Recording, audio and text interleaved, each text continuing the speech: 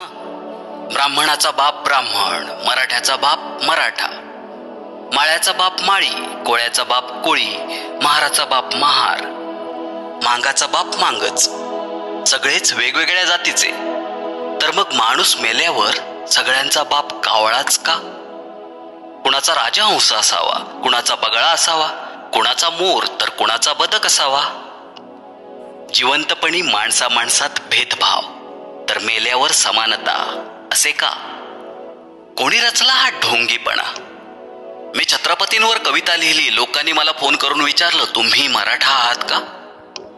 मी बाबासाहेबांवर कविता लिहिली, लोकांनी मला फोन करून विचारलं, तुम्ही बौद्ध आहात का?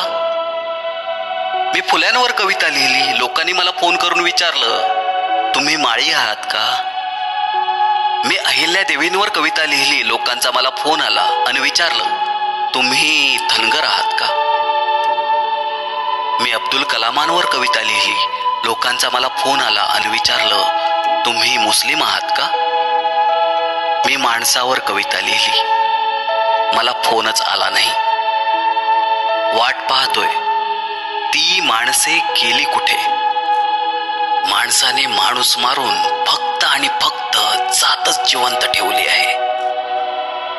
मात्र इथेही मनात प्रश्न उभा राहतो, तो हा की जी गोष्ट मनातून जात नाही ती जात की आणखीन वेगळी कोणती? सर्वपित्री अमावास्या येईपर्यंत सगळ्यांचा संबोधन व प्रबोधनाचा हिस्सा होऊया. त्याऐवजी एखाद्या गरीब मुलाला अन्न देऊया, पुस्तक देऊया, त्याच्या प्रगतीचा हिस्सा होण्याचा छोटासा प्रयत्न करूया.